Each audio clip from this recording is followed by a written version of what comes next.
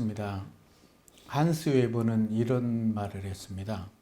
이 세상에서 내가 읽어야 될 책은 많지만 나를 읽어주는 책은 단 한 권, 성경뿐이다. 그렇다면 내가 성경을 읽는 걸까? 아니면 성경이 나를 읽어주시는 걸까? 이 성경이 우리 손에 오기까지 얼마나 많은 그런 수고와 노력과 또 많은 환난과 핍박과 생명을 내어놓는 그런 아픔이 있었다는 것을 잘 알고 계실 것입니다. 오늘 함께 은혜 나눌 말씀은 마가복음 1장 1절에서 5절의 말씀입니다. 하나님의 아들 예수 그리스도의 복음의 시작이라.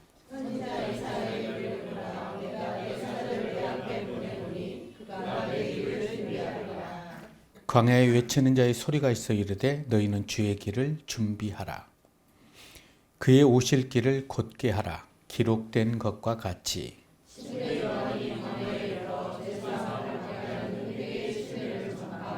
온 유대 지방과 예루살렘 사람이 다 나아가 자기 죄를 제복하고 요단강에서 그에게 침례를 받더라. 아멘. 한 2000여 년 전에 주전 64년에 인류 역사에 엄청난 사건 하나가 발생하게 됐지요. 그것은 로마가 불에 휩싸이는 사건이었습니다. 로마의 한 10개의 도시 중에 3개의 도시가 완전히 전소될 정도로 엄청난 화재였지요. 이 화재의 범인은 누군가? 정신착란증을 일으키는 로마 황제 네로가 불을 일으켰다라고 많은 사람들은 얘기를 하지만 로마 정부는 이 사건을 일축해버리고 이 화재를 일으킨 자들이 그리스도인이다라고 그리스도인으로 몰아가게 됩니다. 그때부터 그리스도인들은 탄압을 받게 되고 이제 다 끌려와서 원형 경기장에 사자의 밥에 먹히고 채찍을 맞고 십자가형을 당하고 이런 고통을 당하게 됩니다. 톱으로 자르기도 하고요. 엄청난 일을 펼쳐지게 되죠. 이런 참혹한 환난과 핍박 속에서 로마에 거주하는 그리스도인들의 심정은 과연 어땠을까? 얼마나 두려웠을까? 그러면서 이런 생각은 하지 않았을까? 하나님이 살아계시다면 어떻게 이런 일을 보고만 계시는 걸까? 도대체 하나님의 아들 예수는 왜 우리를 도와주지 않는가?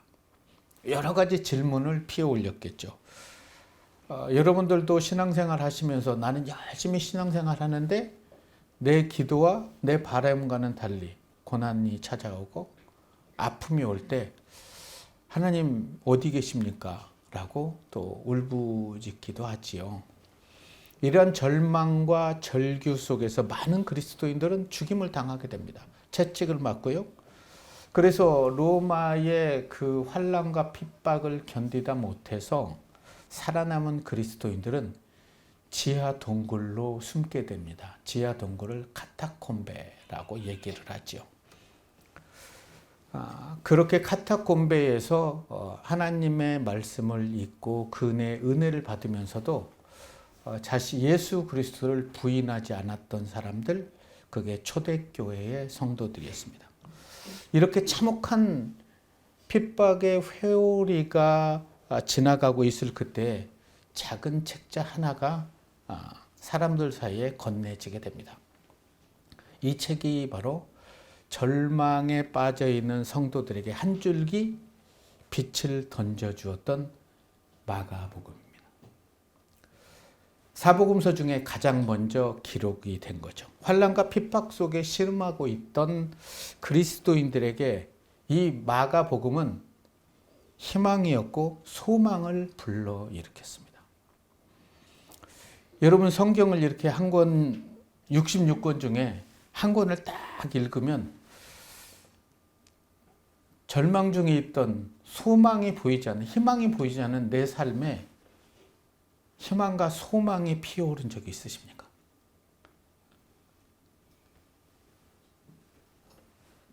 성경을 붙잡고 울부짖을 수 있고 이렇게 살아가게 해달라고 또 간구할 수 있는 게 저는 그리스도인이라고 생각합니다. 환난과 핍박 속에 신음했던 그리스도인들에게 그들의 손에 쥐어준 이 마가복음은 희망이었고 소망이었습니다. 애매히 고난을 받고 아무런 이유도 없이 예수를 믿는다는 단 하나의 사실 때문에 지하 동굴인 카타콤베에 숨어서 그렇게 지내면서도 잠잠할 수 없었던 복음이, 이 복음을 전하고 싶어서 그들은 잠잠할 수가 없었다는 거예요. 잠잠할 수 없는 게 아니라 꼭 전할 수밖에 없는 복음. 이 복음이 하나님의 아들 예수 그리스도의 복음이었습니다. 이렇듯 1세기를 살아가고 있는 그리스도인들에게는 오직 하나님의 아들 예수 그리스도만이 살아갈 이유였고 소망이었습니다. 자, 하나님의 아들 예수 그리스도가 복음의 시작이 되기 위해서 지불해야 됐던 하나님과 예수님의 그 엄청난 대가를 우리는 너무나 잘 알고 있지 않습니까? 창세기 1장 1절은 이렇게 시작합니다. 태초에 하나님이 천지를 창조하시니라. 새로운 창조의 시작을 열어가게 되죠. 하나님이 창조하신 창조의 세계 속에서 첫째 날, 둘째 날 모든 것들을 다 만든 후에 여섯째 날에 자기의 형상대로 사람을 만드셨습니다. 그리고 그 모든 것들을 다스리라. 그러나 단 하나 선악을 알게 하는 동산 가운데 있는 나무는 침범하지 말라. 따먹지 말라. 먹으면 죽을 것이다. 라고 하나님이 말씀하셨지만 아담과 하와는 사단의 유혹에 넘어가서 금단의 열매인 선악과를 따먹음으로써 신락원, 낙원을 상실해버리게 됩니다. 아프죠? 그 후에 아담의 후손들은 걷잡을 수 없는 죄의 소용돌이에 빠지게 될 때마다 하나님은 그래도 그들을 사랑하셔서 수많은 선지자들을 보내줍니다. 그러나 그들은 선지자를 외면하고 때로는 때리고 때로는 핍박하고 때로는 죽음으로 내몰게 되지요. 하나님은 고민하죠. 어떻게 하면 이들을 구원할 수 있을까?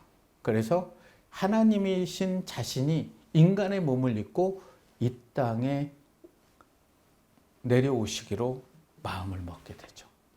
그리고 예수를 이 땅에 보내시는 겁니다.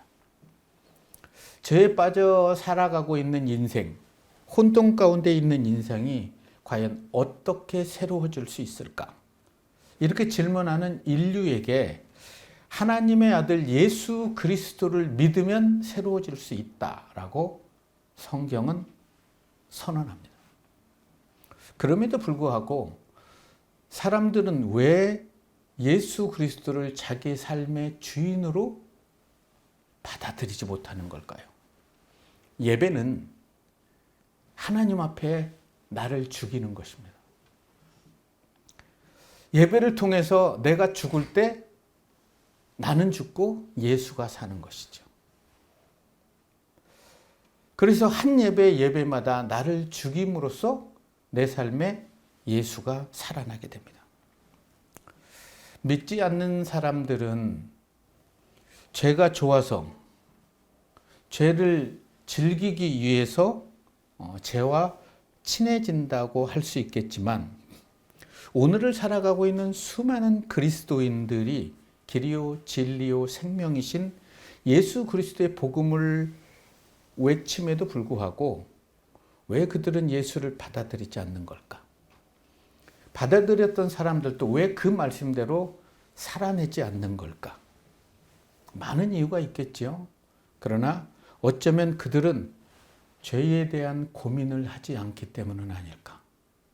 그리고 죄가 좋기 때문에 죄를 멀리하지 않으려고 하는 것은 아닐까? 침례 요한은 예수님의 오는 길을 미리 준비했던 사람입니다. 그의 아버지 샤가랴, 그의 어머니 엘리사벳이지요. 요한은 자기도 제사장이었죠. 그런데 이렇게 얘기합니다. 나는 광야에서 외치는 자의 소리일 뿐이다.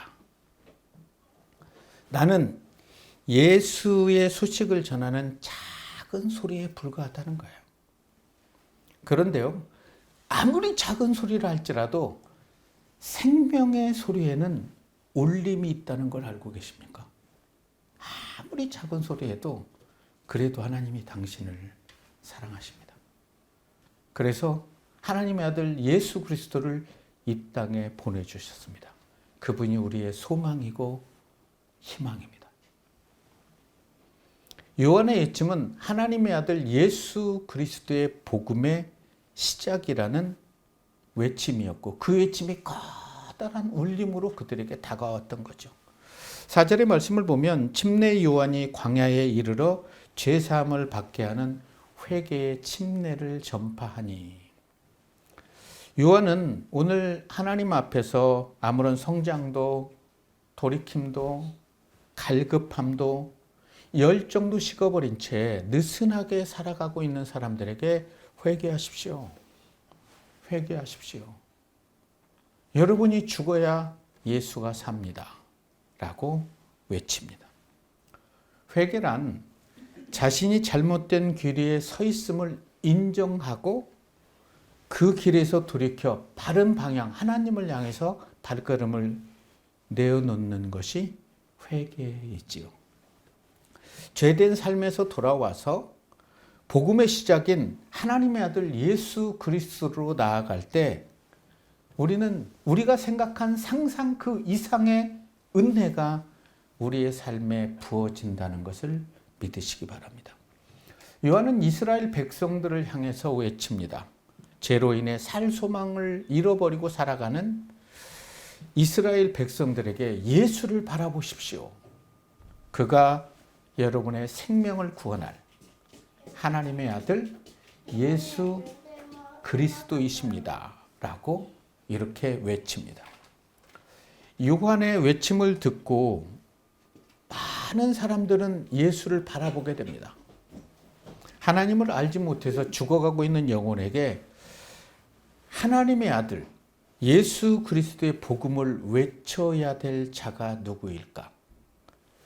구원받는 모든 사람들이 이 땅에 존재하는 이유는 뭘까?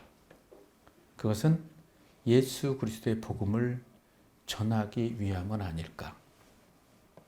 바울은 로마서에서 이렇게 말씀합니다. 내가 복음을 부끄러워하지 아니하노니 이 복음은 모든 믿는 자들에게 구원을 베푸시는 하나님의 능력이 됨이라. 바울이 1세기에 전했던 이 복음을 전한 그 이유만으로도 사람들에게 부끄러움을 당해야 되고요. 많은 매를 맞아야 돼요. 40의 감암매, 39대의 태형을 맞으면 그뿐 아니라 그 가족까지도 예루살렘에서는 살 수가 없었어요. 죄인의 집안이. 이렇게 손가락질을. 그런데 그 복음을 전하고 맞으면서도 내가 복음을 부끄러워하지 않고 자랑스럽게 여긴다고 얘기해요. 저는 복음을 자랑스럽게 여깁니다.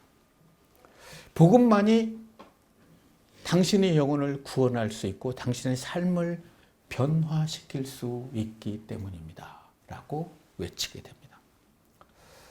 요한이 회개하라고 하면서 예수 그리스도의 복음을 전했을 때 5절의 말씀은 얼마나 은혜가 되는지 모릅니다.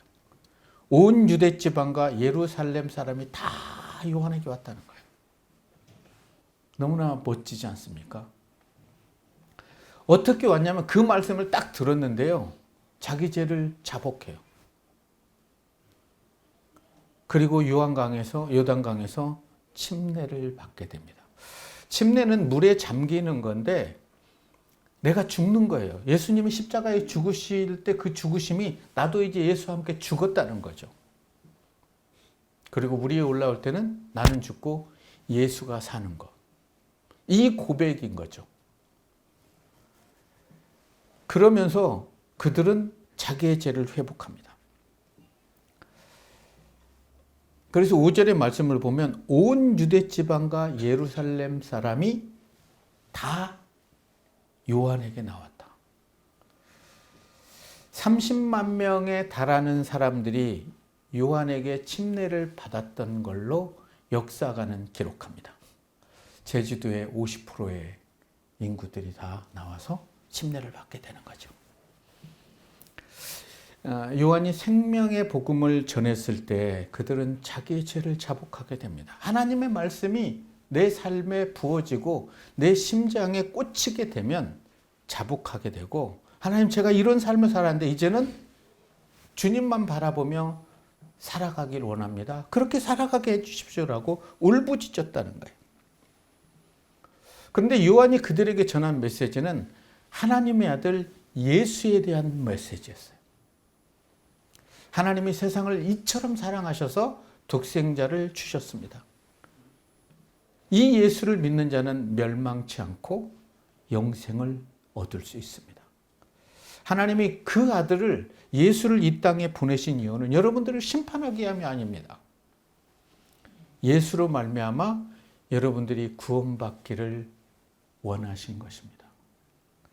이 구원의 소식을 들은 사람들은 요단강에 내려와 회개를 하고 펑펑 울고 물속에 들어갔다가 침례를 받고 물 위에 올라왔을 때 그들은 천사의 얼굴을 하고 올라왔던 거죠.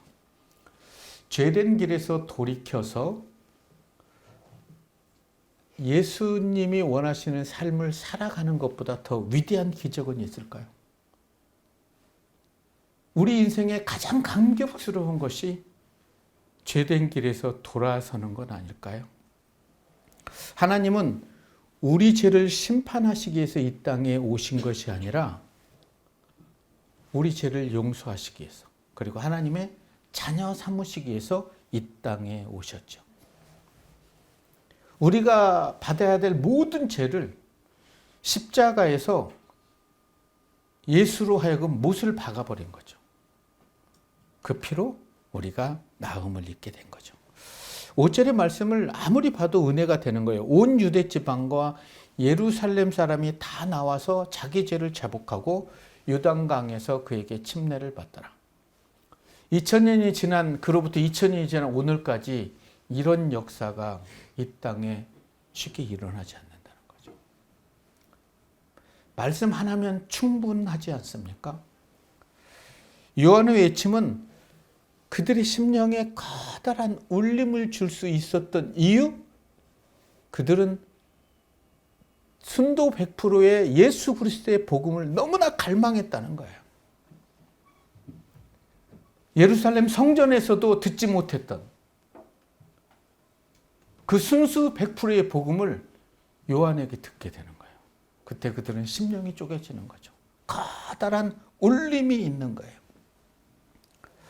광야에서 목노아 30명이 회개를 했을 때 그 광경은 과연 어떠했을까요? 자, 그렇다면 오늘 강단에서 선포되어지는 하나님의 말씀에 내 죄를 자복하고 회개할 자는 누구입니까?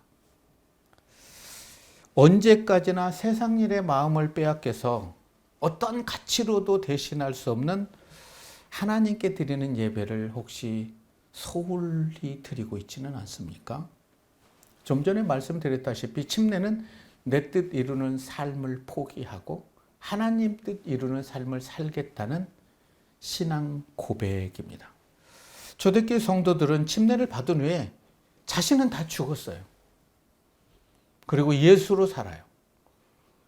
그렇기 때문에 그리스도인이라는 것을 부인하면 살려준다고 해도 형장의 이슬처럼 사라졌어요. 스데반을 보십시오. 자기를 향해서 돌이 날아오는 그 순간에도 천사의 얼굴을 하며 그가 했던 기도는 주여 저들이 알지 못하니까 저들의 죄를 용서해 달라는 거예요. 예수님이 하셨던 것처럼 자신을 때리고 십자가에 못 박은 그들이 얼마나 미웠겠어요. 그런데 사랑의 눈으로 바라보니까 그들도 구원받을 한 영혼임을 아셨던 예수님은 아버지 하나님, 저들이 알지 못하니까 저들의 죄를 용서해 달라고 기도합니다. 하나님의 아들 예수 그리스도의 복음의 시작이다. 여러분의 삶이 이 복음이 내 삶의 시작일 수 있다면 얼마나 좋겠습니까? 환난과 핍박 속에서 신음하고 있는 그 그리스도인들에게 희망을 제시했던 조그마한 책자 마가복음이 세상을 뒤집어 놓은 거예요. 여러분은 성경을 얼마나 많이 읽고 계십니까? 그 성경을 읽고 이 말씀이 살아서 움직이게 해달라고 얼마나 갈급하게 기도하십니까?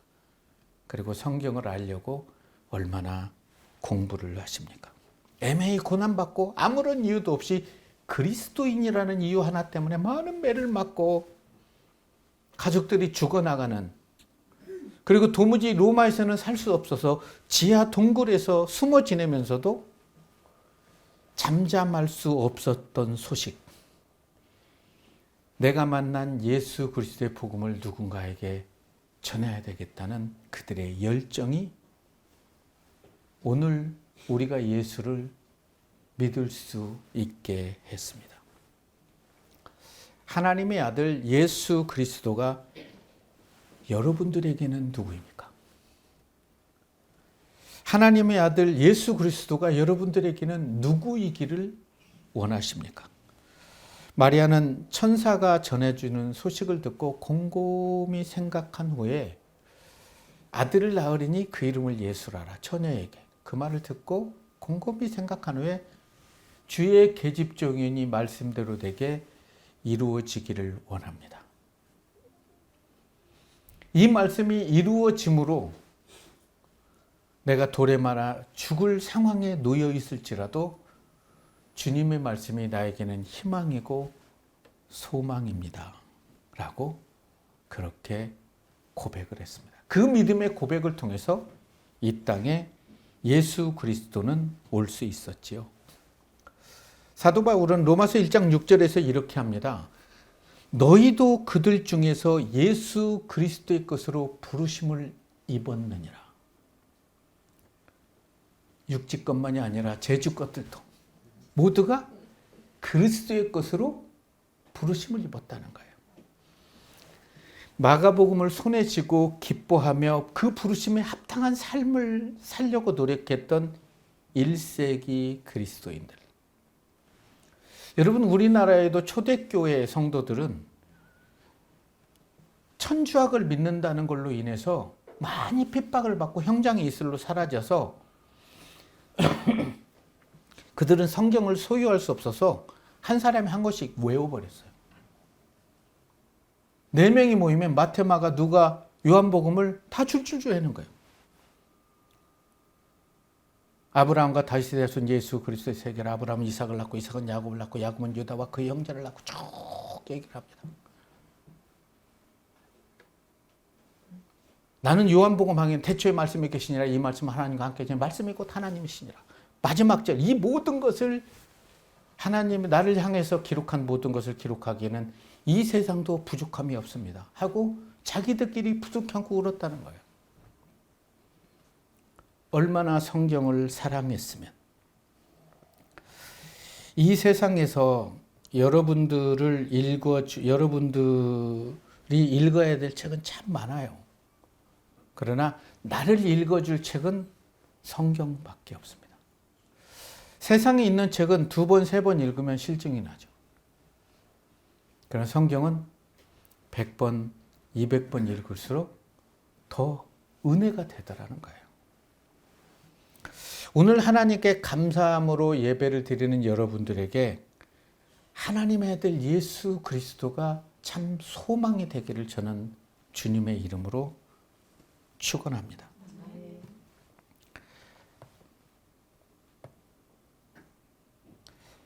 하나님의 아들 예수 그리스도를 온전하게 믿으면 새로운 시작의 발걸음을 내디딜 수 있습니다. 그리고 하나님께서 여러분들의 손을 붙잡고 여러분의 삶을 인도하실 거예요. 하나님의 아들 예수 그리스도를 온전히 믿으려면 우리가 하나님의 말씀을 붙잡고 읽고 공부하고 연구해야 됩니다. 그래서 이 말씀이 단지 그냥 말씀이 아니라 내 삶에 깨달아질 때 우리는 믿음의 발걸음을 내디딜 수 있기 때문이에요. 아무리 성경을 많이 읽는다 하더라도 성경은 쉽게 이해되지는 않습니다. 그래서 성경을 배우고 연구해야 되죠. 이상화 시인의 대표작 빼앗긴 들에도 봄은 오는가 다 아는 시잖아요. 첫 행과 마지막 행은 절 참 좋아합니다. 지금은 남의 땅, 빼앗긴 들에도 봄은 오는가. 그러나 지금은 들을 빼앗겨 봄조차 빼앗기겠네. 일제의 나라를 잃어버렸어요. 잃어버렸더니 어때요? 그 강산에 봄이 온 거예요. 많은 결실이 일어났는데 내게 아니에요. 여러분, 우리가 우리의 인생에서 하나님을 빼앗기면요, 하나님 안에 있는 모든 은혜와 축복까지도 빼앗긴다는 거예요. 지금은 남의 땅. 하나님의 은혜가 남의 것이 돼버리는 거예요. 그래서 하나님의 은혜 안에 엄청난 게 있는데 그 모든 것도 빼앗기는 거예요. 아프지 않습니까? 우리가 하나님을 빼앗기면 모든 것을 빼앗기게 돼서 아무런 영향력도 끼치지 못하는, 마칠 일은 소금처럼 사람들에게 밟히게 되는 거예요. 그래서 우리는 빼앗긴 예배를 회복해야 됩니다. 예배는 예배를 통해서 내가 죽고 예수가 사는 게 예배입니다. 그 예배만이 하나님께서 기쁘게 받으시기 때문이에요. 초대교회 성도들이 복음을 위해서 기쁘게 생명을 내어놓으면서도 부르짖을 수밖에 없었던 복음, 하나님의 아들 예수 그리스도였어요. 우리의 삶 속에서 하나님의 아들 예수 그리스도가 내 삶의 소망이라고 고백할 때, 그리고 내가 만난 예수를 알지 못하는 사람들에게 전할 때, 하나님의 은혜와 예수 그리스도의 사랑 때문에 내 삶의 환경이나 상황을 떠나서 우리는 하나님께 감사할 수 있죠. 고난을 주신 것도 감사할 수 있죠. 이 고난 때문에 주님을 다시 보게 됩니다. 이 고난 때문에 작은 일에도 감사를 피워올 수 있습니다. 라고 고백할 수 있습니다. 그런데 하나님이 많은 축복을 줬을 때 더 납작 엎드려 겸손히 하나님께 나아갈 수도 있습니다. 내 삶이 어떤 상황이든 하나님의 아들 예수만이 희망이라고 우리가 목 놓아 부를 수 있었으면 좋을 것 같아요. 요한의 작은 외침 하나가 얼마나 엄청난 울림이 됐습니까? 예루살렘과 온 유다의 모든 사람들이 다 나왔다는 거예요. 얼마나 장관이겠습니까? 근데 그들이 다 자기 죄를 자복해요. 내가 하나님 앞에 경건하지 못했던, 신실하지 못했던 모든 것들을 다 내려놔요. 그리고 정직하게 하나님 앞에 나올 때 하나님 그들에게 하나님의 은혜를 부어줄 수밖에 없지 않겠습니까? 여러분의 삶이 누군가에게 복음을 선물할 수 있는 그런 삶을 살아내시기를 우리를 죄에서 구원하신 예수님 이름으로 축원합니다.